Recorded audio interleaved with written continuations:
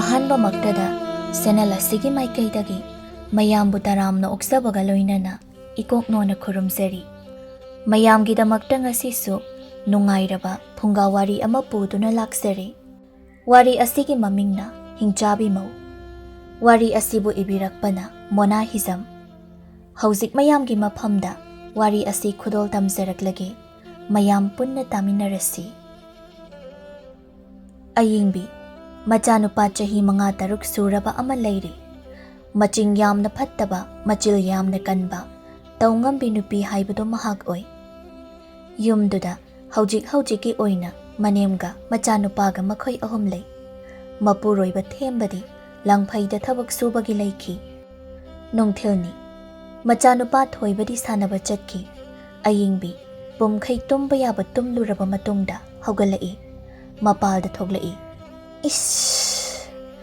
ꯅꯨꯡꯁꯥꯁꯤꯗꯤ ꯑꯣꯟꯊꯣꯛꯅꯁꯨ ꯁꯥꯈ꯭ꯔꯦꯗ ꯇꯧꯔꯤꯁꯦ꯫ ꯄ꯭ꯔꯣꯛ ꯄ꯭ꯔꯣꯛ ꯍꯦꯛ ꯆꯥꯈꯩ ꯁꯥꯏ ꯋꯥꯅꯤ꯫ ꯈꯥꯡ ꯂꯥꯛꯄꯒ ꯉꯝꯕ ꯖꯥꯠ ꯅꯠꯇꯦꯗ꯫ ꯀꯝꯗꯧꯅꯤ ꯁꯤꯗꯤ?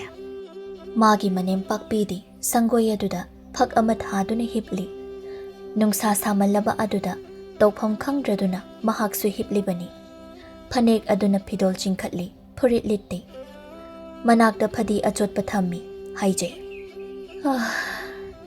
ꯁꯥꯈ꯭ꯔꯦ, ꯑꯣꯟꯊꯣꯛꯅ ꯁꯥꯈ꯭ꯔꯦ ꯇꯧꯔꯤꯁꯦ꯫ ꯈꯥꯡ ꯂꯥꯛꯄꯒ ꯉꯝꯗꯦ ꯍꯥꯏꯕꯅꯤ꯫ ꯑꯁꯨꯛ ꯁꯥꯕ ꯅꯨꯡꯁꯥꯁꯤꯕꯨ ꯀꯔꯤꯅꯣ?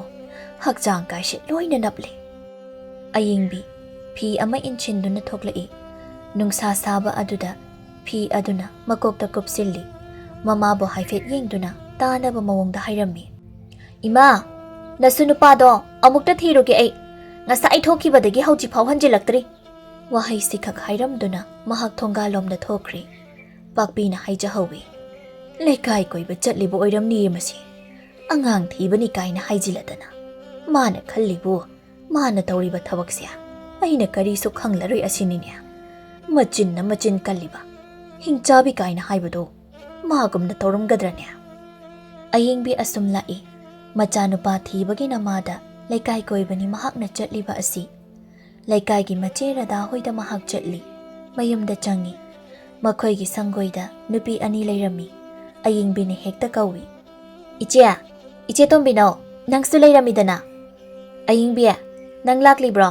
ꯆꯪꯉꯣ꯫ ꯍꯣꯏ ꯏꯆꯦ꯫ ꯁꯦ, ꯁꯤꯗ ꯐꯝꯃꯨ꯫ ꯊꯥꯔꯤꯕ ꯐꯛꯇꯨꯗ ꯐꯝꯊꯩ꯫ ꯔꯥꯙꯦꯅ ꯍꯥꯏꯔꯛꯏ꯫ ꯅꯨꯡꯁꯥ ꯁꯥꯃꯟꯕ ꯑꯁꯤꯗ ꯈꯥꯡ ꯂꯥꯛꯄ ꯉꯝꯗ꯭ꯔꯗꯨꯅꯅꯦ ꯍꯩ ꯃꯦꯠꯄ ꯆꯥꯒꯦ ꯍꯥꯏꯅ ꯇꯧꯔꯝꯂꯤꯕꯅꯤ꯫ ꯏꯆꯦ, ꯁꯤꯗꯤ ꯍꯩꯈꯥꯅꯤꯅ ꯑꯃꯠꯇꯕꯨ ꯆꯥꯒꯦ꯫ ꯑꯁꯤ ꯍꯥꯏꯗꯨꯅ ꯂꯩꯔꯤꯕ ꯍꯩꯈꯥ ꯑꯗꯨꯗꯒꯤ ꯑꯃ ꯂꯧꯗꯨꯅ ꯃꯌꯥꯗ ꯊꯣꯛ ꯍꯨꯛꯆꯤꯜꯂꯤ꯫ ꯃꯌꯥꯅ ꯑꯃꯨꯛꯇꯪ ꯆꯤꯛꯏ꯫ ꯃꯃꯤꯠ ꯅꯥꯝꯃ ꯎꯏꯁꯤꯟꯗꯨꯅ, ꯁꯤꯜꯂꯤꯍꯦ ꯏꯆꯦ ꯁꯤꯗꯤ꯫ ꯅꯃꯤꯠ ꯅꯅꯥꯒ ꯁꯤꯡꯗ꯭ꯔꯣ? ꯇꯣꯝꯕꯤꯅꯧꯅ ꯑꯃꯨꯛ ꯍꯥꯏ꯫ ꯌꯨꯝꯗ ꯂꯩꯔꯝꯕꯅꯦ ꯑꯩꯁꯦ꯫ ꯅꯨꯡꯁꯥꯅꯒ ꯁꯥꯕ ꯑꯁꯤꯗ ꯑꯁꯨꯝ ꯇꯨꯝꯅꯤꯡꯂꯛꯂꯕ꯫ ꯃꯁꯤꯗꯤ ꯀꯥꯟꯅꯔꯔꯣꯏ ꯍꯥꯏꯗꯨꯅ ꯔꯥꯙꯦ ꯍꯣꯏꯗ ꯆꯠꯂꯨꯔꯒ ꯍꯩ ꯃꯦꯠꯄ ꯆꯥꯔꯨꯔꯒꯦ ꯍꯥꯏꯗꯅ ꯍꯦꯛꯇ ꯂꯥꯛꯂꯤꯕꯅꯤ꯫ ꯍꯣꯏ ꯏꯆꯦ, ꯑꯩꯁꯨ ꯌꯨꯝꯗ ꯇꯧꯐꯝ ꯈꯪꯗ꯭ꯔꯗꯨꯅ ꯁꯤꯗ ꯂꯥꯛꯂꯤꯕꯅꯤ꯫ ꯔꯥꯙꯦꯅ, ꯑꯗꯨꯗꯤ ꯑꯩ ꯍꯩꯁꯦ ꯃꯦꯠꯂꯛꯂꯒꯦꯀꯣ꯫ ꯔꯥꯙꯦꯅ ꯍꯩ ꯃꯦꯠꯂꯤ꯫ ꯃꯦꯠꯅ ꯃꯈꯣꯏ ꯋꯥꯔꯤ ꯁꯥꯅꯩ꯫ ꯇꯣꯝꯕꯤꯅꯧꯅ ꯑꯃꯨꯛ ꯍꯥꯏꯔꯛꯏ꯫ ꯑꯌꯤꯡꯕꯤ, ꯏꯅꯦꯗꯨꯕꯨ ꯅꯥꯏ ꯀꯥꯏꯅ ꯇꯧꯈꯤꯕꯗꯨꯕꯨ ꯈꯔ ꯐꯈ꯭ꯔꯕ꯭ꯔꯣ? ꯐꯈ꯭ꯔꯦꯗ ꯏꯆꯦ꯫ ꯅꯥꯔꯒ ꯁꯤꯔꯗꯕꯣꯏ ꯅꯤꯡꯉꯨꯕꯅꯤ꯫ ꯑꯅꯥꯕꯒ ꯁꯨꯛꯍꯩ ꯍꯦꯛꯇ ꯐꯈꯤꯗ꯫ ꯀꯔꯝꯅꯅꯣꯅꯦ? ꯑꯩꯈꯣꯏꯗꯤ ꯏꯅꯦꯒꯤ ꯑꯅꯥꯕꯗꯣ ꯍꯟꯗꯛꯇꯤ ꯐꯤꯕꯝ ꯈꯔ ꯂꯨꯏ ꯍꯥꯏꯅ ꯍꯥꯏꯅꯔꯤꯕꯅꯤꯅꯦ꯫ ꯍꯣ, ꯑꯗꯨꯕꯨꯗꯤ ꯀꯩ ꯑꯣꯏꯅꯤ ꯏꯆꯦ, ꯃꯤ ꯐꯠꯇꯕꯅꯤꯅ ꯑꯣꯠꯂꯤꯕꯅꯤꯗꯅ꯫ ꯃꯥꯒꯤꯁꯦ ꯑꯩꯕꯨ ꯑꯣꯠꯂꯤꯕꯅꯤ꯫ ꯅꯥꯔꯦ ꯍꯥꯏꯗꯨꯅ ꯐꯃꯨꯡꯗ ꯀꯨꯟꯗꯨꯅ ꯂꯩꯈ꯭ꯔꯅꯤ꯫ ꯃꯊꯤ ꯃꯌꯨꯡ ꯑꯗꯨꯅ ꯑꯩꯅ ꯂꯣꯏꯅ ꯁꯨ ꯆꯥꯝꯂꯤꯕ꯫ ꯇꯟꯗ꯭ꯔꯥ ꯑꯗꯨꯕꯨ ꯅꯪꯕꯣ? ꯑꯩ ꯑꯣꯏꯗꯤ ꯇꯧꯖꯔꯣꯏꯀꯣ ꯑꯌꯤꯡꯕꯤ꯫ ꯑꯩꯅ ꯍꯦꯟꯅ ꯇꯜꯂꯤꯕꯅꯤ ꯏꯆꯦ꯫ ꯑꯗꯨꯕꯨ ꯀꯔꯤ ꯎꯄꯥꯏ ꯂꯩ? ꯏꯍꯨꯠ ꯏꯔꯦꯡ ꯁꯤꯟꯕꯤꯅꯕ ꯌꯨꯝꯗꯨꯗ ꯀꯅꯥ ꯂꯩ? ꯄꯨꯝꯅꯃꯛ ꯑꯩꯉꯣꯟꯗ ꯂꯣꯏꯅ ꯇꯥꯏ꯫ ꯑꯗꯨꯕꯨꯗꯤ ꯆꯨꯝꯃꯤꯅꯦ꯫ ꯃꯆꯥꯅꯨꯄꯥꯗꯣ ꯊꯦꯝꯕ ꯈꯛꯇꯅꯤ꯫ ꯑꯌꯤꯡꯕꯤ, ꯑꯃꯔꯣꯝꯗꯗꯤ ꯃꯊꯟꯇ ꯄꯣꯛꯄ ꯃꯆꯥꯗ ꯌꯨꯝ ꯄꯥꯟꯕꯁꯦ ꯀꯥꯟꯅꯗꯦꯀꯣ? ꯀꯥꯟꯅꯗꯦ, ꯁꯨꯡꯀꯥꯟ ꯍꯦꯛ ꯀꯥꯟꯅꯗꯦ꯫ ꯃꯥꯒꯤ ꯁꯦꯕꯥꯕꯨ ꯇꯧꯒꯗ꯭ꯔꯥ? ꯌꯨꯝꯒꯤ ꯀꯨꯞꯅꯣꯝꯁꯤꯡꯕꯨ ꯂꯣꯏꯁꯤꯟꯒꯗ꯭ꯔꯥ? ꯑꯩ ꯀꯣꯛꯆꯥꯎꯕꯤ ꯀꯥꯏ꯫ ꯈꯖꯤꯛ ꯍꯦꯛ ꯉꯥꯡꯂꯨꯔꯒꯅ ꯀꯞꯁꯤꯟꯅꯗꯣꯏꯕ꯫ ꯑꯍꯜ ꯑꯁꯣꯟꯕꯤ ꯂꯩꯕꯁꯦ ꯌꯥꯝ ꯋꯥꯏꯗ꯫ ꯔꯥꯙꯦꯅ ꯑꯃꯨꯛ ꯃꯇꯦꯡ ꯄꯥꯡꯁꯤꯜꯂꯛꯏ꯫ ꯑꯌꯤꯡꯕꯤ, ꯑꯗꯨꯅ ꯌꯦꯡꯉꯣ, ꯑꯩꯒꯤꯁꯨ ꯏꯅꯦꯝꯗꯣ ꯂꯩꯔꯤꯉꯩ ꯀꯌꯥꯝ ꯋꯥꯈꯤ꯫ ꯅꯥꯔꯤꯕꯅꯤꯗꯣ ꯍꯥꯏꯗꯨꯅ ꯐꯃꯨꯡꯗ ꯀꯨꯟꯗꯨꯅ ꯑꯁꯨꯝ ꯂꯩꯈ꯭ꯔꯦ꯫ ꯑꯗꯨꯒ ꯑꯩꯅ ꯈꯥꯔꯥꯏ ꯈꯪꯗꯅ ꯀꯣꯏꯆꯦꯟ ꯆꯦꯟꯗꯨꯅ ꯄꯨꯝꯅꯃꯛ ꯍꯣꯠꯅꯔꯤꯕ꯫ Wakrabani. Aikhoidi madugi awaba chainado phanglaklabani. Inemduna hek sikhibadagidi kayam komi khanglabra. Ining tamna sor honbaga phangbajani. Adu nini iche. Aigidi wado bakra watli maleda. Handak nabadu sirada boy hekning lubani. Adu bi hekda phakiba. Chakaigi pukham chari ye che nangbo. Hai apangbi. Karigi chak pukham pijaino. Nangsi onthok na pangidako. Chak to mayam charadi kadaidigi narania. Mapanga lesum kan khalakpa masana tabani. Hoi ni che. Adu su chummine ko. Chumdrabadi kaino sese. Sukta pijaw. Suktang pizaradi yari. Yamna charaga mathi yamna phainabani. Chingdum pamudro nangbo. Makhut masadu tamduna tai. Ayingbi. Machi anina mangonda hairiba wafam pumba mahak lawi. Hoi che. Horendagidi chak khazik pizarage. Radhina hai khame lebadu loiraduna. Hai se met paloi chara sise. Chini kharabudi thakpani. Sin dauri bra khangde. Hai sidi sinna chadoine. Asi hai duna tombi nauna. Hai amet pado mayada amurak hoi. Mamit namu ishinduna. Sinidana. Mayik heksingida. Aying binahai. Aidi hai se sabo kaya yade. Ya hekta kummi. Masida tombi nauna makhut thenduna. Hai apangbi. Hai gumbasi yam chawnya. Hai singnaba.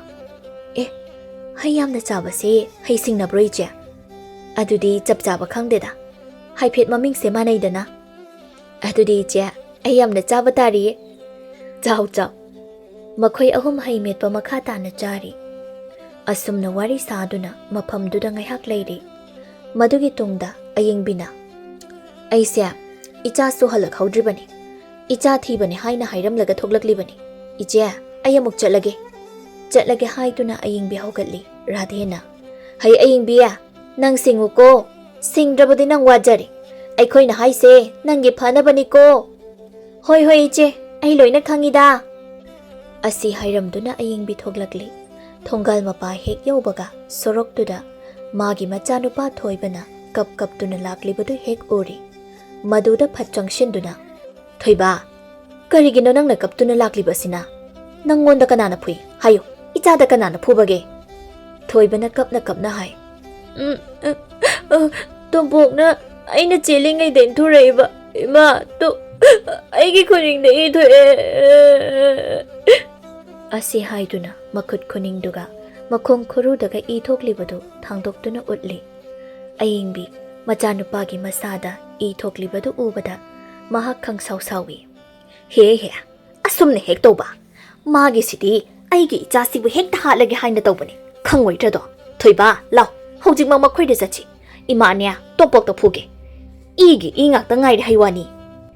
Ayingbi machana sokpaduda asauba amaga loinana mahak machanupabu puduna tathot hoida chatli. Tathot hoigi mayum yauraduna prap changshilli. Mangolduda tathot phi sari. Magi manakta machanupa tompok leiri. Ayingbini hekta khol wangna hai. Hai tompok nang sida thoklau karigina nangna aigi ichaba inthoriba sida thuna thoklau nang. Tathot yingthoraktuna ayingbiya kari tawrabage.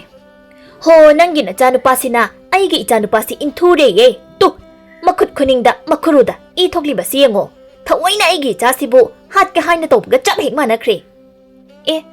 Kaino da ayingbi nangi wado kaino matau angang masel sanabani soidana tawkhibo iramni. Soibada asumna sokadaba natiye thawaina tawribana haibase aina chapchana khangba jani. Nachanupa to puthoro ai warke. Wagi wachum na ngangne se ayingbi karigi wachum na ngangnabado icha se siramladi kamai tawni. Tathot na machanupa da onchinduna hangi. Tompok nangna thoibada ille hairishi chumbra. Tompok na khummi. Ima mana hana aingonda inthora ini. Ayingbiya ichana haise taridana nang. Ayingbina sauna kayada machil thiriba angang na yenguni angang asuk oina asuk yamna machil thiba. Thoibana hai aina gadai da hani ille nang na aingonda ilagba natra inde kashu nang na hani inbane. Tathotna he thoiba aigi ichana di nangonda hana khak ilam loine nang na hani inba oirini. Ayingbina nachagi mi changa yamna changlakanda maduna kari sukana roye Kaino? Migi mayum sida laglaga khatnabe hekta hobirariba asibo. Ho, haunaba kanana singe. Icha asini ita tuna soklaga tuminna laigadaba mamado aidi natte. Ho, nangi na chanupa se lam yamna heli adunani. Is, nangi na chanupa asidi yamna phare ne ha, yamna phare ba. Nungsa yamna sai ko. Swai di yamna langno chatlo thuna. Ho chatkini ye nangna tandraba su chatkani.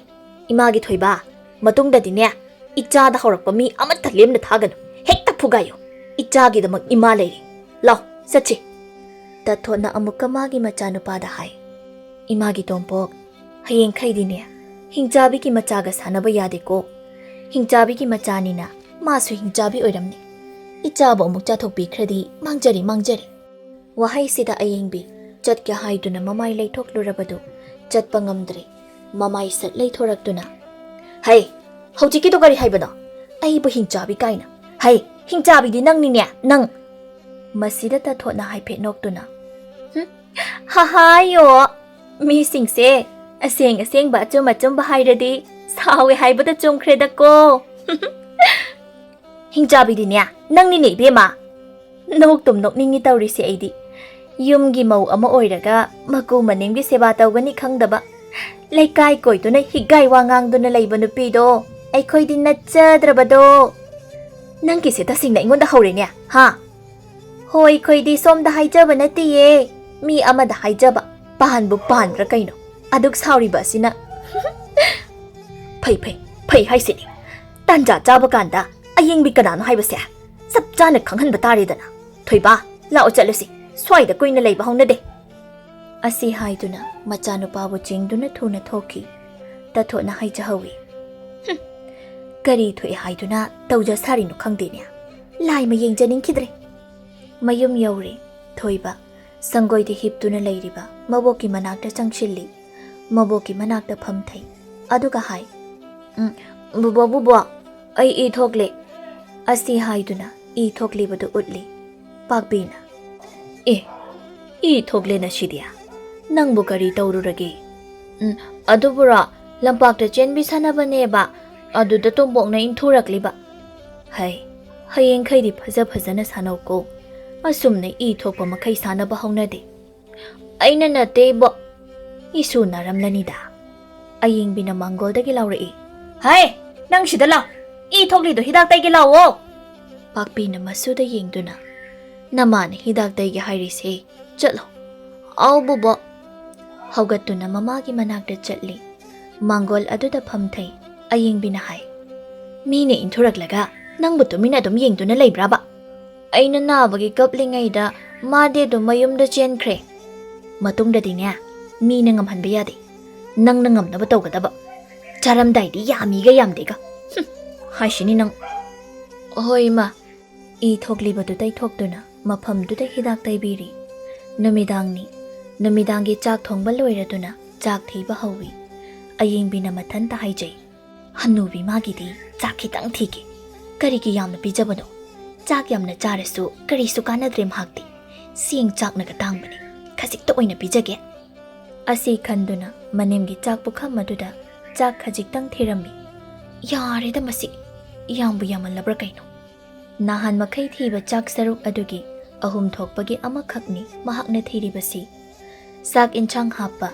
thiba loiraduna mamabu kawi Hoi ma chak loire chathong laro la o machanupa bu su kawi thoiba changlaktuna mamagi nakta phamduna leire pakpi ngasai ayuk chak khibadagi kari su saraktribani chak lamlabani mahak chak charaduini haiduna harau na mahak chakhumda changlai mamong nupi da hangi imawi bema imagi chakpu kadaino Kaino ima nungtigi chaba pukham phawba masa khangbi drabro tu aduda leiduni aduni charo ha chak pukham do mahak oi yamne hena chaning lubagi wasu natte chakho mari manga hukpada loikragani aying bina makha tai chak yamna charaga nanabani ahalga oire yamna chasinbado pharak tane haiduna tawbani adu khakto oina charo yamalabrani ima pakpi tapna phamthai chak pukham do chingshilli Gariba haijaruni mahak na mapangal pharingai matam maduda ꯃꯕꯨꯛ ꯄꯦꯟꯅ ꯃꯍꯥꯛ ꯆꯥꯖꯈꯤꯕꯅꯤ꯫ ꯉꯁꯤꯒꯤ ꯊꯧꯗꯣꯛ ꯑꯁꯤꯗ ꯍꯧꯈ꯭ꯔꯕ ꯄꯨꯟꯁꯤꯒꯤ ꯇꯥꯡꯀꯛ ꯑꯃꯕꯨ ꯃꯍꯥꯛ ꯅꯤꯡꯁꯤꯡꯂꯛꯏ꯫ ꯃꯇꯝꯗꯣ ꯃꯍꯥꯛꯅ ꯌꯨꯝꯁꯤꯗ ꯂꯨꯍꯣꯡꯗꯨꯅ ꯂꯥꯛꯄ ꯆꯍꯤ ꯑꯃ ꯈꯔ ꯍꯦꯜꯂꯞ ꯇꯧꯔꯤ꯫ ꯅꯨꯃꯤꯗꯥꯡꯗ ꯃꯥꯒꯤ ꯃꯄꯨꯔꯣꯏꯕꯅ ꯊꯕꯛ ꯑꯃ ꯆꯠꯂꯨꯕꯗꯒꯤ ꯊꯦꯡꯅ ꯍꯜꯂꯛꯏ꯫ ꯃꯅꯦ ꯃꯀꯨ ꯍꯣꯏꯗꯤ ꯉꯁꯥꯏꯅ ꯆꯥꯛ ꯆꯥꯈ꯭ꯔꯦ꯫ ꯄꯥꯛꯄꯤ ꯃꯄꯨꯔꯣꯏꯕ ꯍꯜꯂꯛꯄ ꯉꯥꯏꯔꯤ꯫ ꯉꯥꯏꯍꯥꯛ ꯂꯩꯕꯒ ꯆꯥꯎꯔꯦꯟ ꯃꯌꯨꯝꯗ ꯍꯜꯂꯛꯏ꯫ ꯃꯃꯥꯡ ꯊꯣꯡꯗꯨ ꯃꯈꯨꯠꯅ ꯀꯣꯛ ꯀꯣꯛ ꯊꯤꯜꯂꯤ꯫ ꯄꯥꯛꯄꯤ, ꯑꯩ ꯍꯜꯂꯛꯑꯦ, ꯊꯣꯡꯁꯦ ꯑꯃꯨꯛꯇ ꯍꯥꯡꯗꯣꯛꯑꯣ꯫ ꯄꯥꯛꯄꯤ ꯃꯄꯨꯔꯣꯏꯕꯒꯤ ꯃꯈꯣꯜ ꯇꯥꯕ ꯑꯁꯤꯗ ꯐꯨꯛ ꯍꯧꯒꯠꯇꯨꯅ ꯊꯣꯛꯏ꯫ ꯊꯣꯡ ꯍꯥꯡꯗꯣꯛꯏ ꯍꯥꯏꯖꯩ꯫ ꯀꯔꯤꯒꯤꯅꯣ ꯑꯁꯨꯛ ꯊꯦꯡꯕꯤꯔꯛꯂꯤꯕ ꯑꯁꯤꯕꯣ? ꯊꯕꯛꯇꯨ ꯂꯣꯏꯁꯤꯟꯅꯕ ꯍꯣꯠꯅꯔꯤꯉꯩ ꯈꯔ ꯊꯦꯡꯗꯣꯛꯈ꯭ꯔꯦ꯫ ꯃꯈꯣꯏꯒꯤ ꯀꯥꯗ ꯆꯪꯏ꯫ ꯄꯥꯛꯄꯤꯅ ꯈꯨꯗꯩ ꯑꯃ ꯄꯤꯗꯨꯅ ꯈꯨꯗꯩꯁꯤꯗ ꯂꯩꯔꯦ, ꯍꯣꯡꯗꯣꯛꯄꯤꯔꯣ꯫ ꯆꯥꯎꯔꯦꯟ ꯃꯐꯤ ꯍꯣꯡꯗꯣꯛꯏ꯫ ꯏꯃꯥꯈꯣꯏ ꯇꯨꯝꯈ꯭ꯔꯕ ꯖꯥꯠꯂꯥ? ꯍꯧꯖꯤꯛ ꯋꯥꯏꯗ ꯅꯪ ꯍꯜꯂꯛꯂꯕ꯭ꯔꯥ ꯍꯥꯏꯅꯗꯤ ꯍꯪꯂꯝꯕꯅꯤ꯫ ꯆꯥꯛꯄꯨ ꯆꯥꯈ꯭ꯔꯕꯣ? ꯆꯥꯈ꯭ꯔꯦ꯫ ꯄꯥꯛꯄꯤ, ꯀꯔꯤ ꯏꯟꯁꯥꯡꯕꯨ ꯊꯣꯡꯒꯦꯅꯦ ꯑꯩꯈꯣꯏꯒꯤ? ꯉꯥ ꯊꯣꯡꯉꯦ, ꯄꯥꯕꯨꯡꯅ ꯉꯁꯥꯏ ꯀꯩꯊꯦꯜꯗꯒꯤ ꯂꯩꯔꯛꯏ꯫ ꯑꯩꯗꯤ ꯆꯥꯛ ꯂꯥꯝꯕꯅ ꯂꯣꯏꯔꯕꯅꯤ꯫ ꯆꯥꯕꯤꯔꯔꯣ ꯂꯥꯛꯑꯣ꯫ ꯅꯪꯁꯨ ꯆꯥꯔꯕ ꯅꯠꯇ꯭ꯔꯣ? ꯑꯩꯗꯤ ꯆꯥꯗ꯭ꯔꯤ꯫ ꯀꯔꯤꯒꯤ ꯅꯪꯗꯤ ꯍꯧꯖꯤꯛ ꯐꯥꯎꯕ ꯆꯥꯔꯝꯗ꯭ꯔꯤꯕ? ꯆꯥꯊꯣꯛꯂꯝꯕ ꯌꯥꯗ꯭ꯔꯣ? ꯅꯪ ꯌꯥꯎꯗꯅ ꯀꯃꯥꯏꯅ ꯑꯩ ꯏꯊꯟꯇ ꯆꯥꯗꯣꯏꯅꯣ?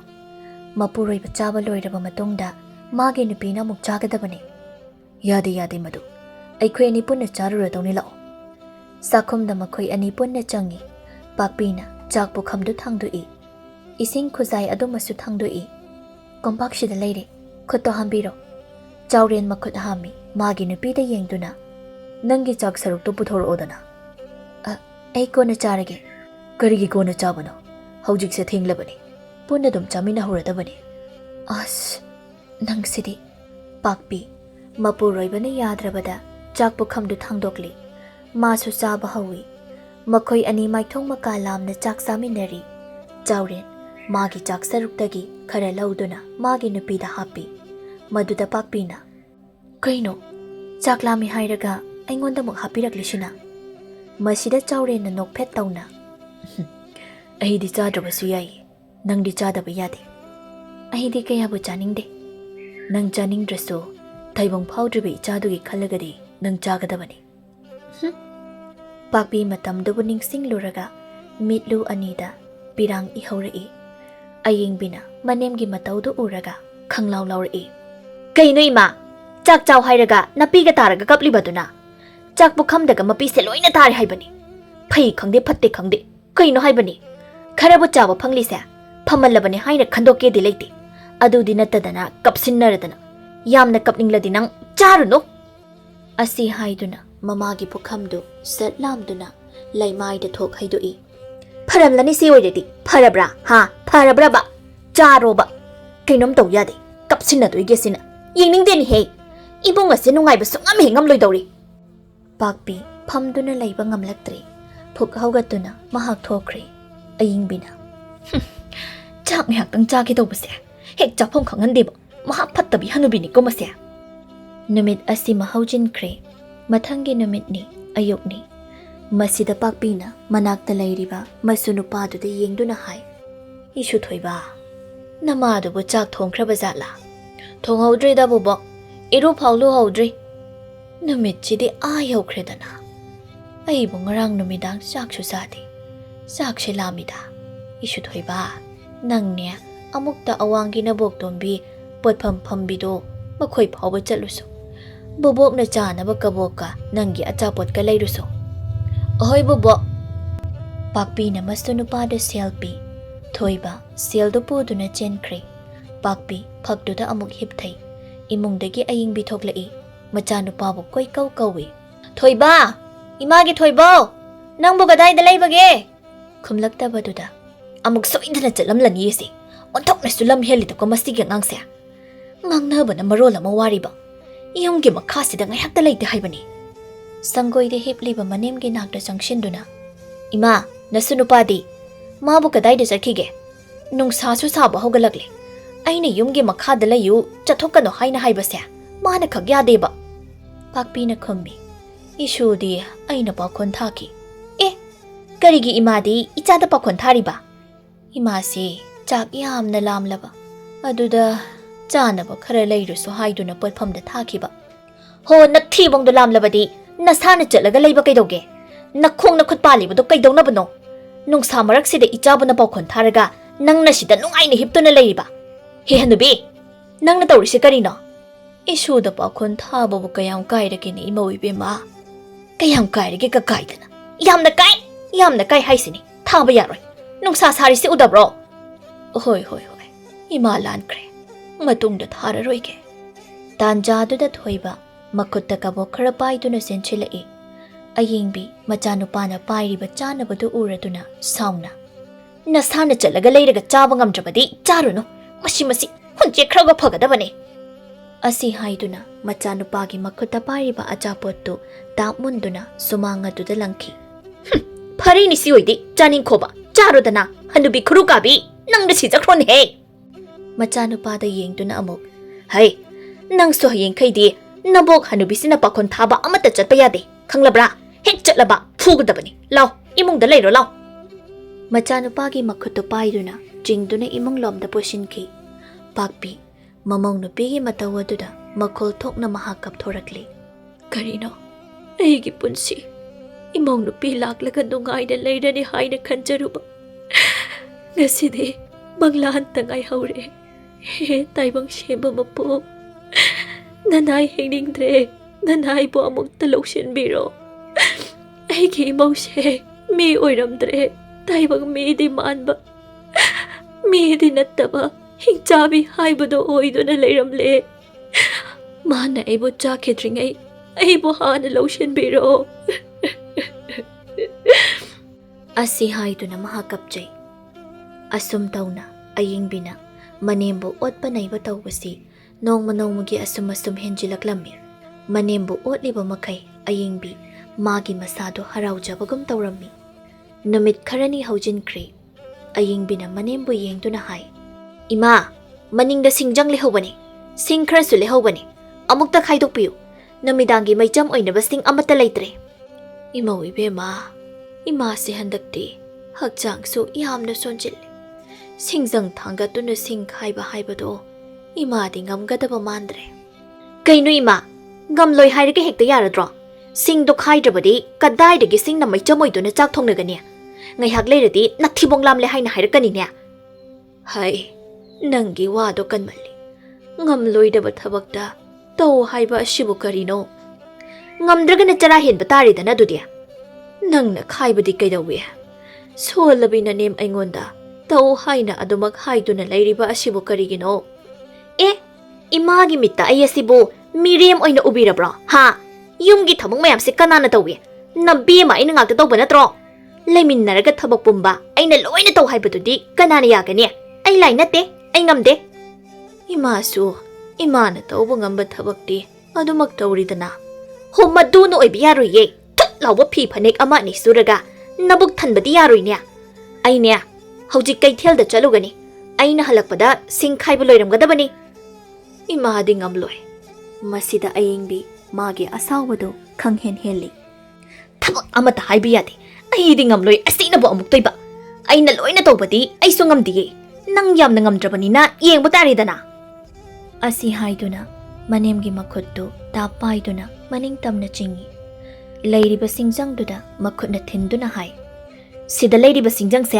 paiduna leiriba singse loina khaigadabani numidangi maicham oiningai sing amata leibanate aina halakpada loina khairamgadabani hairiba sini wahai se haiduna ayingbi mapalomda thuna thoki kaithel tamna mahak chatki pakpi kaptuna lehowi karino aigi laibak asibu asuk pukjal pikpa imagi bunga nang bayumda halakloba imaw na pigi saraida imadi khang bagamdre ne imagi awaba se nang bukari sa udrabaro pakpi kapayaba kapjari kapado amuk toktuna ay kaptuna asum lairabade imaw na pi halakpa na halani sing khairamda haiduna ay bo amuk phurarani ay sing khaidaba yate asi haiduna makhada taduna leiriba singjang adu makutna paikhatli magi punchida asigumba thabak kaya tawkhri adubu mahak haujik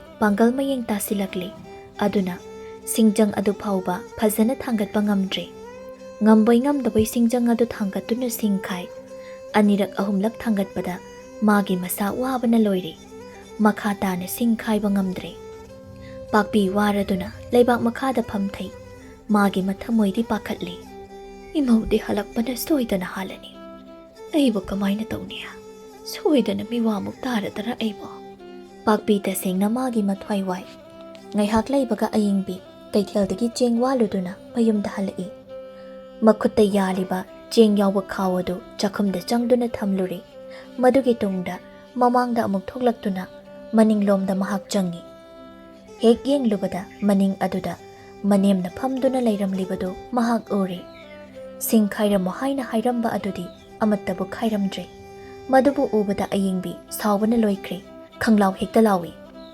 hai karino nangna dawrido singkhairamo haina hairamlaga phamduna leiramba sibu karino haibani hai hanubi nang yamna phamningbra ha nang yamna phamningbra ba asi haiduna prap sangshinduna makhubak aduna mamagi mananggan aduda sechet thaba hawi pakpi khang prek he khangi mamau nupina adumna tawrakpa aduda mahak phamlambado phuk haugatli ayingbina saungna wa makha tai thabak amada taw haibada asuk yamna changkhondriba sibu karino nangbu ngasaidagi kaidoraga lege aina nangwana singkhayo haina hairibasidi nangbu phamlaga layo haina oina khalabro hanubi nang ngangnabda aise ware aise tasingna ware nangda sijakron he pakpina tapna haijai imawi bema ima se singkhai ge haina tawrambani singjang ase thangat pa phau ngamtre maduda ima se tokpani ne is singjang se thangat pa ngamtre kaina charamdai dadi yami ga yamna thibadai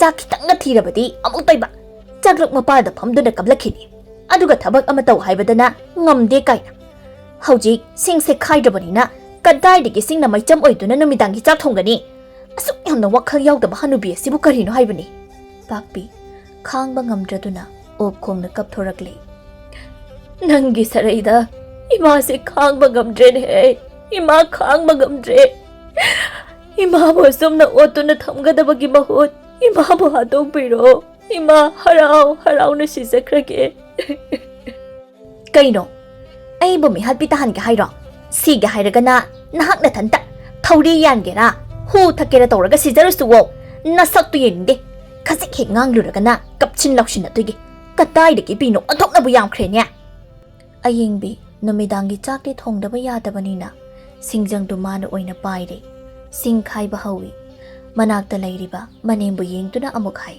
swaida legano yamni yeningde kandai dano machatlaga leiruso pakpi kapna mapalom da thoki ayingbi machinda murum sonduna singkhara khairami asum tauna singkhara khairaba matungda zakhumda pushinduna numidangi chak thongba haurami ayingbi yamna sauraduna chak thonglibadu manemgi chak saruk haplamde kari tawgi magi chak saruk haptoribano thabak amata tawbasu ganadaba chara helaga sige ka sijarasani asuk nukshidaba sibu numidangi chak to loiraduna mama macha makhoi anita charami pakpi phamungda hipli mamauga masuga chak chakre haiba maha khangi mitlu anidagi lepa leitana pirang kaya sinthaduna maha kapli ahalga ushilakpaga asumna chaba thakpa watpaga magi masado nongmani gi matungda adum narakli pakpi anabana maram oiduna phamungdagi mahak hendokpa ngamdri mahakna naraga ayingbine isaw langbadi asum hengalaklami ho aibo kayang koino ottuna leibikhi ga hairibano phamungda kunduna asum leibana kari sukana roye kok sikro kaidogya ai amukta nungaina lehoge pakpi mane hene sininglabani sibangamdabagi mahak yamna wana leiribani mamong nupina ngangli sakliba mayamdo mahak loina tai adubu kari sukhumde khumba sutadre tahaidaba wahai kaya adubu taraga mahak kapadi lepte adubu ma waraba suwana machanupa halakpa ngairi ayingbina makhata ni isaw langli thabakna asuk yamna chillaba matam asida annabagi seba ka muktawduna leiba kaidi ngamjaroi kari thoi haiduna tawja sarino ho taret mukhare mabuk ase phattabanina sisu sidenia mi si otuna dum leyeba hai amanga sei tawninglasu phamungduda dum tawsilu suba chamba sengba kaidi aidi ngamloi nangi thokpani hꯟꯅ ꯐꯥꯎ ꯌꯦꯡꯂꯣꯏꯕ ꯑꯩꯗꯤ ꯑꯁꯨꯝꯅ ꯉꯥꯡꯕ ꯌꯥꯕ ꯉꯥꯡꯂꯝꯂꯒ ꯃꯍꯥꯛ ꯃꯌꯨꯝꯗꯒꯤ ꯊꯣꯛꯈ꯭ꯔꯦ ꯃꯆꯥꯅꯨꯄꯥꯁꯨ ꯁꯥꯟꯅꯕ ꯊꯣꯛꯈꯤ ꯃꯍꯥꯛꯁꯨ ꯂꯩꯀꯥꯏꯒꯤ ꯃꯆꯦ ꯔꯥꯙꯦ ꯍꯣꯏꯗ ꯆꯠꯇꯨꯅ ꯐꯝꯗꯨꯅ ꯂꯩꯔꯤ ꯃꯈꯣꯏ ꯑꯍꯨꯝ ꯂꯩꯔꯤ ꯑꯌꯤꯡꯕꯤꯅ ꯍꯥꯏ ꯍꯣ ꯑꯃꯨꯛꯁꯨ ꯅꯥꯗꯨꯅ ꯂꯩꯔꯦ ꯑꯩꯈꯣꯏꯒꯤ ꯍꯟꯅꯨꯕꯤꯗꯣ ꯑꯩꯗꯤꯅꯦ ꯄꯨꯡꯄꯦꯟ ꯍꯦꯛ ꯄꯦꯜꯂꯕꯅꯤ ꯇꯧꯔꯤꯁꯦ ꯇꯣꯝꯕꯤꯅꯧꯅ ꯍꯥꯏ ꯑꯌꯤꯡꯕꯤ ꯍꯟꯗꯛꯃꯨꯛꯇꯤ ꯁꯣꯏꯍꯜꯂꯒꯅꯨ ꯀꯩꯅꯣ ꯇꯧꯔꯒ ꯀꯣꯛ ꯁꯤꯅꯕ ꯍꯣꯠꯅꯈ꯭ꯔꯣ ꯃꯥꯅ ꯑꯗꯨꯝꯅ ꯍꯤꯡꯗꯨꯅ ꯂꯩꯔꯒ ꯅꯪꯉꯣꯟꯗ ꯑꯗꯨꯝ ꯌꯦꯠꯅꯕꯅꯤ ꯃꯥꯅ ꯀꯣꯛ ꯁꯤꯈ꯭ꯔꯕꯗꯤ ꯐꯔꯦꯗꯅ ꯔꯥꯙꯦꯅꯁꯨ ꯃꯇꯦꯡ ꯄꯥꯡꯁꯤꯜꯂꯛꯏ ꯑꯗꯨꯅꯤ ꯍꯟꯗꯛꯃꯨꯛꯇꯤ ꯁꯣꯏꯍꯜꯂꯒꯅꯨ ꯅꯃꯥꯗꯨꯅ ꯅꯥꯔꯤꯉꯩ ꯀꯣꯛ ꯍꯥꯠꯇꯣꯛꯈ꯭ꯔꯣ ꯋꯥꯏ ꯀꯌꯥꯝ ꯁꯪꯒꯦ ꯌꯦꯡꯉꯨ ꯅꯪ ꯑꯌꯤꯡꯕꯤꯅ ꯍꯥꯏ ꯑꯗꯨꯗꯤ ꯏꯆꯦ ꯃꯥꯅ ꯇꯨꯝꯂꯤꯉꯩꯗ ꯃꯣꯟꯅ ꯅꯝꯂꯒ ꯑꯩ ꯍꯦꯛꯇ ꯍꯥꯠꯂꯒꯦ ꯈꯪꯗꯦ ꯅꯪꯅ ꯊꯣꯛꯄ ꯐꯅꯕ ꯇꯧ ꯃꯈꯣꯏꯅ ꯉꯥꯡꯅꯔꯤꯕ ꯋꯥꯐꯝꯁꯤꯡ ꯑꯁꯤ ꯁꯪꯒꯣꯏ ꯃꯔꯨꯝꯗ ꯂꯨꯝꯗꯨꯅ ꯂꯩꯔꯤꯕ ꯑꯌꯤꯡꯕꯤꯒꯤ ꯃꯄꯨꯔꯣꯏꯕ ꯊꯦꯝꯕꯅ ꯂꯣꯏꯅ ꯇꯥꯔꯝꯃꯤ ꯃꯍꯥꯛ ꯂꯪꯐꯩꯗꯒꯤ ꯍꯜꯂꯛꯇꯨꯅ ꯃꯌꯨꯝꯗ ꯆꯪꯂꯨꯔꯦ ꯃꯃꯥꯒꯤ ꯑꯣꯏꯔꯝꯂꯤꯕ ꯐꯤꯕꯝꯗꯨ ꯃꯍꯥꯛ ꯎꯔꯦ ꯄꯥꯛꯄꯤꯅ ꯃꯆꯥꯅꯨꯄꯥꯒꯤ ꯃꯐꯝꯗ ꯄꯥꯎ ꯄꯨꯝꯕ ꯇꯝꯂꯤ ꯃꯃꯧ ꯅꯨꯄꯤꯅ ꯃꯉꯣꯟꯗ ꯑꯣꯠꯈꯤꯕ ꯀꯌꯥ ꯑꯗꯨꯕꯨ ꯍꯥꯏꯔꯦ ꯃꯗꯨꯕꯨ ꯇꯥꯕꯗ ꯊꯦꯝꯕ ꯁꯥꯎꯕꯅ ꯂꯣꯏꯔꯦ ꯁꯥꯎꯕꯅ ꯃꯥꯒꯤ ꯅꯨꯄꯤꯕꯨ ꯊꯤꯔꯛꯄꯅꯤ ꯃꯆꯦ ꯍꯣꯏꯗ ꯂꯩꯈꯤ ꯍꯥꯏꯕ ꯈꯪꯕꯗꯒꯤ ꯃꯍꯥꯛ ꯆꯪꯂꯛꯄꯅꯤ ꯆꯪꯂꯛꯄ ꯃꯇꯝ ꯑꯁꯤꯗ ꯃꯥꯒꯤ ꯅꯨꯄꯤꯅ ꯁꯥꯟꯅꯔꯤꯕ ꯋꯥꯔꯤ ꯄꯨꯝꯕ ꯃꯍꯥꯛ ꯇꯥꯔꯤ ꯊꯦꯝꯕ ꯃꯌꯨꯝ ꯇꯝꯅ ꯄ꯭ꯔꯞ ꯍꯜꯂꯤ ꯃꯌꯨꯝ ꯍꯦꯛ ꯌꯧꯕꯒ ꯆꯩ ꯑꯁꯥꯡꯕ ꯑꯃ ꯊꯤꯗꯨꯅ ꯃꯈꯨꯠꯅ ꯄꯥꯏꯗꯨꯅ ꯂꯩꯈ꯭ꯔꯦ ꯃꯥꯒꯤ ꯅꯨꯄꯤꯅ ꯍꯜꯂꯛꯄ ꯉꯥꯏꯗꯨꯅ ꯂꯩꯔꯤ ꯄꯨꯡ ꯈꯔ ꯍꯧꯖꯤꯟꯈ꯭ꯔꯦ ꯑꯌꯤꯡꯕꯤ ꯃꯌꯨꯝꯗ ꯍꯜꯂꯛꯏ ꯃꯥꯡꯒꯣꯜ ꯗꯥꯔꯤꯗꯨꯗ ꯃꯄꯨꯔꯣꯏꯕꯅ ꯐꯝꯗꯨꯅ ꯂꯩꯔꯤꯕꯗꯨ ꯎꯔꯗꯨꯅ ꯍꯥꯏ ꯑꯩꯃꯥ ꯂꯪꯐꯩ ꯍꯟꯕꯤꯔꯛꯂꯝꯂꯦꯗꯅ ꯀꯌꯥꯝ ꯀꯨꯏꯔꯒꯦ ꯀꯩꯅꯣ ꯆꯩꯒ ꯄꯥꯏꯗꯨꯅ ꯂꯩꯔꯤꯕꯗꯨꯅ ꯃꯥꯗꯤ ꯀꯔꯤꯁꯨ ꯈꯪꯗꯕꯅꯤꯅ ꯃꯄꯨꯔꯣꯏꯕꯒꯤ ꯃꯅꯥꯛꯇ ꯃꯍꯥꯛ ꯆꯪꯁꯤꯜꯂꯤ ꯁꯥꯎꯕꯅ ꯂꯣꯏꯔꯕ ꯊꯦꯝꯕꯅ ꯃꯈꯨꯠꯅ ꯄꯥꯏꯔꯤꯕ ꯆꯩ ꯑꯗꯨꯅ ꯃꯥꯒꯤ ꯅꯨꯄꯤꯗ ꯍꯦꯛꯇ ꯀꯟꯕ ꯍꯧꯔꯝꯃꯤ ꯑꯌꯤꯡꯕꯤꯅ ꯀꯩꯅꯣ ꯃꯈꯣꯏ ꯄꯥꯕꯨꯡꯅ ꯇꯧꯕꯤꯔꯤꯕꯁꯤꯕꯣ ꯉꯥꯎꯔꯕ꯭ꯔꯣ ꯑꯌꯣ ꯅꯥꯕꯅ ꯌꯥꯗ꯭ꯔꯦ ꯀꯩꯅꯣꯃꯤ ꯐꯨꯕ ꯂꯦꯞꯇꯨꯅ ꯍꯥꯏ ꯏꯃꯥꯁꯦ ꯍꯣꯔꯦꯟꯗꯤ ꯅꯪꯅ ꯃꯣꯟꯅ ꯅꯝꯗꯨꯅ ꯍꯥꯠꯂꯗꯧꯕ ꯅꯠꯇ꯭ꯔꯣ ꯅꯪꯅ ꯏꯃꯥꯕꯨ ꯍꯥꯠꯇ꯭ꯔꯤꯉꯩ ꯑꯩꯅ ꯅꯪꯕꯨ ꯍꯥꯟꯅ ꯍꯥꯠꯄ ꯇꯥꯔꯦ ꯑꯁꯨꯛ ꯌꯥꯝꯅ ꯐꯠꯇꯕ ꯅꯨꯄꯤ ꯅꯪꯗꯤ ꯁꯤꯈꯤꯕꯅ ꯍꯦꯟꯅ ꯐꯩꯌꯦ ꯃꯅꯦꯝꯕꯨ ꯅꯨꯡꯁꯤꯕ ꯉꯝꯗꯕ ꯃꯤꯕꯨ ꯑꯠꯄ ꯅꯪꯅ ꯇꯧꯕ ꯊꯕꯛ ꯈꯨꯗꯤꯡꯃꯛ ꯑꯩꯅ ꯈꯪꯂꯝꯂꯣꯏ ꯍꯥꯏꯅ ꯈꯟꯕ꯭ꯔꯥ ꯑꯁꯤ ꯍꯥꯏꯗꯨꯅ ꯃꯥꯒꯤ ꯅꯨꯄꯤꯕꯨ ꯃꯈꯥ ꯇꯥꯅ ꯐꯨꯔꯝꯃꯤ ꯆꯩꯅꯥꯗꯨꯅ ꯃꯔꯝ ꯑꯣꯏꯗꯨꯅ ꯑꯌꯤꯡꯕꯤ ꯃꯍꯥꯛ ꯋꯥꯈꯜ ꯇꯥꯔꯛꯂꯦ ꯃꯄꯨꯔꯣꯏꯕꯒꯤ ꯃꯈꯣꯡ ꯀꯣꯟꯗꯨꯅ ꯍꯥꯏꯖꯩ ꯃꯈꯣꯏ ꯄꯥꯕꯨꯡ ꯑꯩ ꯂꯥꯟꯈ꯭ꯔꯦ ꯑꯩꯕꯨ ꯑꯃꯨꯛꯇ ꯉꯥꯛꯄꯤꯌꯣ ꯑꯩꯒꯤ ꯏꯔꯥꯜꯁꯦ ꯑꯃꯨꯛꯇ ꯉꯥꯛꯄꯤꯌꯣ ꯑꯩ ꯇꯁꯦꯡꯅ ꯂꯥꯟꯖꯈ꯭ꯔꯦ ꯅꯪꯅ ꯂꯥꯜꯂꯦ ꯍꯥꯏꯔꯒ ꯍꯦꯛꯇ ꯌꯥꯔꯗ꯭ꯔꯥ ꯅꯪ ꯌꯨꯝꯁꯤꯗ ꯂꯩꯕ ꯌꯥꯔꯣꯏ ꯍꯧꯖꯤꯛꯃꯛ ꯅꯄꯥꯝꯗ ꯆꯠꯈꯤꯒꯗꯕꯅꯤ ꯉꯁꯤꯒꯤ ꯆꯩꯐꯨ ꯑꯁꯤꯗ ꯑꯌꯤꯡꯕꯤ ꯋꯥꯈꯜ ꯈꯪꯇꯥ ꯇꯥꯔꯛꯏ ꯀꯞꯅ ꯃꯄꯨꯔꯣꯏꯕꯗ ꯂꯥꯟꯈ꯭ꯔꯦ ꯍꯥꯏꯖꯩ ꯑꯗꯨꯕꯨ ꯊꯦꯝꯕ ꯃꯥꯒꯤ ꯑꯁꯥꯎꯕꯗꯤ ꯐꯕ ꯀꯧꯕ ꯂꯩꯇ꯭ꯔꯦ ꯑꯌꯤꯡꯕꯤ ꯏꯃꯨꯡꯗ ꯄ꯭ꯔꯞ ꯆꯦꯟꯁꯤꯜꯂꯤ ꯐꯃꯨꯡꯗ ꯍꯤꯞꯂꯤꯕ ꯃꯃꯥꯒꯤ ꯃꯈꯣꯡꯗꯣ ꯀꯣꯟꯗꯨꯅ ꯀꯞꯇꯨꯅ ꯍꯥꯏꯖꯩ ꯏꯃꯥ ꯅꯃꯧ ꯂꯥꯟꯈ꯭ꯔꯦ ꯅꯃꯧꯕꯨ ꯑꯃꯨꯛꯇ ꯉꯥꯛꯄꯤꯌꯨ ꯅꯃꯧꯅ ꯋꯥꯈꯜ ꯊꯦꯜꯂꯨꯕꯅ ꯇꯧꯍꯩꯗꯕ ꯀꯌꯥ ꯑꯃ ꯏꯃꯥꯒꯤ ꯃꯐꯝꯗ ꯇꯧꯈ꯭ꯔꯦ ꯏꯃꯥ ꯅꯃꯧꯕꯨ ꯑꯃꯨꯛꯇ ꯉꯥꯛꯄꯤꯌꯨ ꯑꯁꯨꯝꯅ ꯍꯟꯖꯤꯟ ꯍꯥꯏꯖꯔꯝꯃꯤ ꯊꯦꯝꯕ ꯏꯃꯨꯡꯗ ꯆꯪꯂꯛꯂꯦ ꯃꯥꯒꯤ ꯅꯨꯄꯤꯒꯤ ꯃꯈꯨꯗꯥꯡ ꯑꯗꯨ ꯄꯥꯏꯗꯨꯅ ꯆꯤꯡꯏ ꯑꯗꯨꯒ ꯍꯥꯏ ꯀꯞꯁꯤꯟꯅꯕꯅ ꯀꯥꯟꯅꯔꯣꯏ ꯍꯧꯖꯤꯛꯃꯛ ꯌꯨꯝꯁꯤ ꯊꯥꯗꯣꯛꯇꯨꯅ ꯅꯪ ꯆꯠꯈꯤꯒꯗꯕꯅꯤ ꯂꯥꯛꯑꯣ ꯏꯃꯥ ꯅꯃꯧꯕꯨ ꯌꯨꯝꯁꯤꯗ ꯂꯩꯍꯟꯕꯤꯌꯣ ꯅꯃꯧ ꯇꯁꯦꯡꯅ ꯂꯥꯟꯖꯈ꯭ꯔꯦ ꯅꯃꯧꯕꯨ ꯑꯃꯨꯛꯇ ꯉꯥꯛꯄꯤꯌꯨꯅꯦ ꯏꯃꯥ ꯑꯁꯨꯝꯅ ꯀꯟꯅ ꯍꯥꯏꯖꯔꯝꯃꯤ ꯄꯥꯛꯄꯤ ꯃꯃꯧ ꯅꯨꯄꯤꯒꯤ ꯄꯤꯔꯣꯏꯅꯕ ꯋꯥꯍꯩ ꯑꯁꯤ ꯇꯥꯕꯗ ꯃꯥꯒꯤ ꯊꯃꯣꯏ ꯄꯨꯕ ꯉꯝꯂꯛꯇ꯭ꯔꯤ ꯃꯈꯣꯜ ꯊꯣꯛꯅ ꯃꯍꯥꯛꯅ ꯍꯥꯏ ꯏꯃꯧꯅ ꯀꯔꯤꯒꯤ ꯂꯥꯟꯒꯅꯤ ꯂꯥꯜꯂꯤꯕꯗꯤ ꯏꯃꯥꯅꯤ ꯏꯃꯧ ꯂꯥꯟꯗꯦ ꯏꯃꯥ ꯅꯃꯧꯕꯨ ꯑꯃꯨꯛꯇ ꯉꯥꯛꯄꯤꯌꯨ ꯏꯃꯧꯅ ꯋꯥꯈꯜ ꯇꯥꯔꯛꯄ ꯃꯤꯀꯨꯞꯁꯦ ꯏꯃꯥꯅ ꯈꯧꯔꯥꯡꯅ ꯉꯥꯏꯔꯝꯂꯤꯕꯅꯤ ꯉꯁꯤꯗꯤ ꯏꯃꯥ ꯄꯦꯜꯂꯦ ꯏꯕꯦꯝꯃ ꯅꯪꯕꯨ ꯉꯥꯛꯄꯤꯔꯕꯅꯤ ꯏꯃꯥ ꯃꯆꯥ ꯃꯃꯧ ꯑꯣꯏꯕꯁꯤꯡꯅ ꯀꯌꯥꯔꯛ ꯂꯥꯜꯂꯛꯂꯕꯁꯨ ꯃꯈꯣꯏꯒꯤ ꯋꯥꯍꯩ ꯑꯃꯗ ꯉꯥꯛꯄꯤꯕ ꯉꯝꯕ ꯍꯥꯏꯕꯁꯤ ꯃꯃꯥ ꯑꯣꯏꯕꯤꯇꯅ ꯉꯝꯕꯅꯤ ꯍꯧꯈꯤꯕ ꯊꯧꯗꯣꯛ ꯀꯌꯥꯗ ꯀꯥꯎꯊꯣꯛꯇꯨꯅ ꯂꯥꯜꯂꯦ ꯍꯥꯏꯖꯔꯕ ꯋꯥꯈꯜ ꯇꯥꯔꯛꯂꯕ ꯃꯃꯧ ꯅꯨꯄꯤꯕꯨ ꯄꯥꯛꯄꯤꯅ ꯊꯃꯣꯏ ꯁꯦꯡꯅ ꯉꯥꯛꯄꯤꯔꯝꯃꯤ